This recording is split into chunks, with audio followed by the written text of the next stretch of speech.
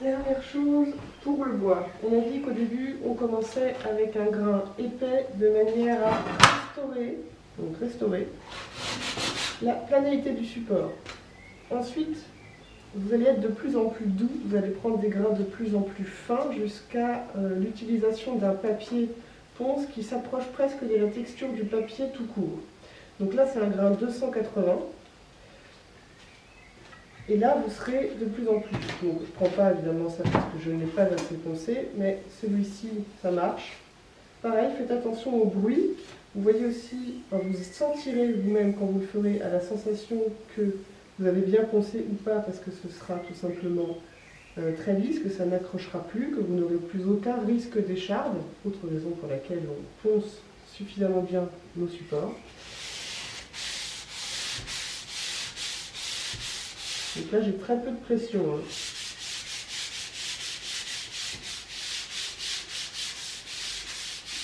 Les tranches, on les fait toujours dans une petite diagonale.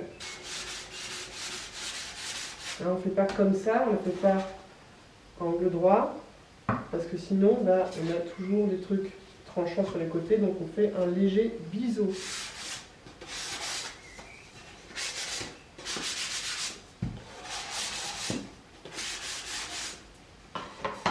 Si vous avez bien poncé, il n'y aura plus de veines du bois qui vont sortir pour se planter dans vos doigts et surtout pour faire un trou dans votre support. Vous pouvez, si vous êtes suffisamment doux, poncer dans le sens inverse des fibres. De cette façon. Sauf qu'à la fin, il faudra toujours respecter les fibres du bois. Vous verrez que dans un sens.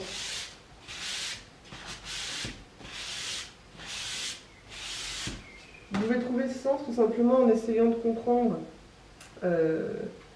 comment le bois un peu a été coupé, et vous le voyez au petit dessin qui se forme ici. Vous voyez à peu près dans quel sens il a été coupé.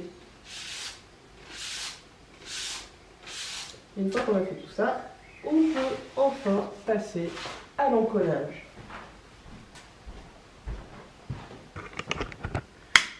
Cette fois, la colle est bonne. Hop. Juste avant que ça boue, parce qu'il ne faut pas que ça boue. Voilà, c'est parti. On n'oublie pas le pinceau.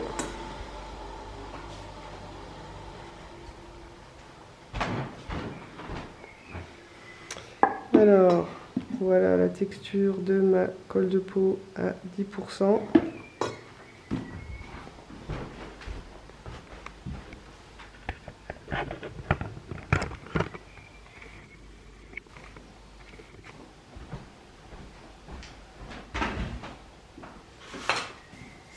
Avant d'encoller un bois, vu qu'on l'a poncé, il faut toujours enlever la poussière, d'accord? Donc, surtout s'il y a des petits creux, ça ce sera le dos de mon truc, hein. C'est pas grave s'il y a un creux. Il faut bien les pousser, de préférence à l'extérieur. Et le format de toile de lin, c'est pareil. On enlève comme ça, un peu vite fait à la main, les fibres. Alors, je vais commencer par mon format.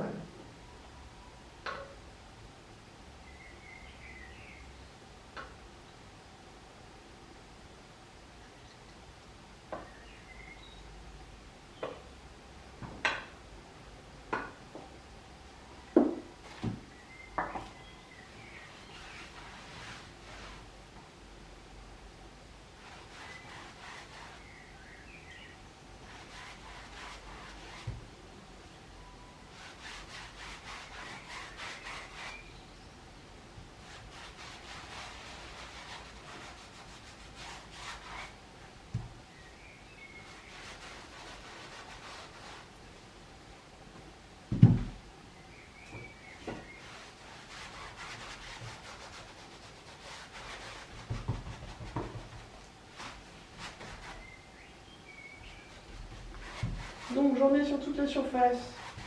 Je n'oublie aucun millimètre carré. Si jamais je fais ça de façon trop forte et que j'ai de la colle de peau qui dégouline ici, il faut avoir le réflexe rapide de venir l'estomper. C'est-à-dire on le ramasse et on le propage sur l'intégralité de la tranche. Préparez vos tranches. La toile se rétracte sur le bois. Si vous ne préparez pas les tranches, vous aurez toujours un petit morceau ici qui ne sera pas préparé et vous risquez une déchirure.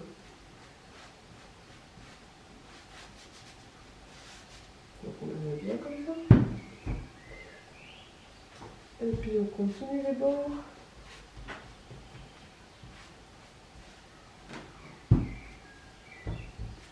Et la dernière.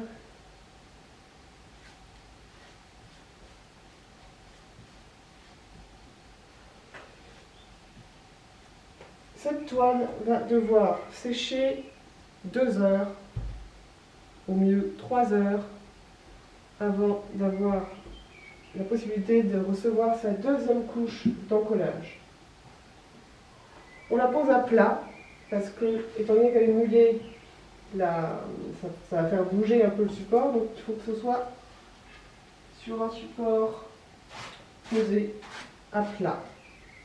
Dans des conditions météorologiques pas trop humides, pas trop chaudes, sèches, c'est-à-dire si vous bossez à l'intérieur de chez vous, un peu ventilé mais pas trop, ça vit mal les courants d'air. On remarque que ça vit mieux les courants d'air que quand vous préparez vos supports avec des apprêts acryliques, de type Caparol, Binder et tout ça. Pour le bois, on prépare tout de suite les 2 côtés, ainsi que les 4 tranches. Et surtout, on évite d'avoir de la colle trop épaisse, pardon. Parce que le bois, il peut jouer énormément. C'est un matériau vivant, le bois. Et la colle de peau, ça peut le faire vriller. Qu'est-ce que c'est un bois vrillé? C'est un bois tordu. Vous voyez que celui-là, il a déjà mal vécu la couche avant. Il avait aussi passé plusieurs années dans une cave, donc on n'a pas pu respecter bien un certain temps de séchage. Je pense qu'en fait, on aurait dû le faire sécher un petit peu avant de l'utiliser et de l'apprêter à la colle de peau. Donc on va espérer qu'il le vive bien. Alors le support, le côté sur lequel vous allez peindre, hein, vous le protégez, vous n'allez pas poser votre format sur le mauvais côté, ok? Donc on le pose, voilà, c'est un petit peu collant.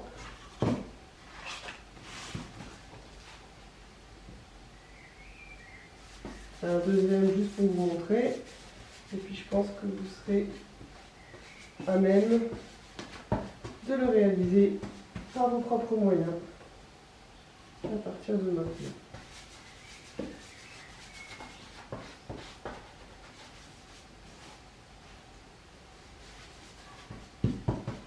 La colle de peau vit assez mal les conditions, les gros changements climatiques. Hein, donc, si vous préparez votre support au soleil, que tout d'un coup il se met à faire hyper humide et tout ça, rentrez-le. Hein.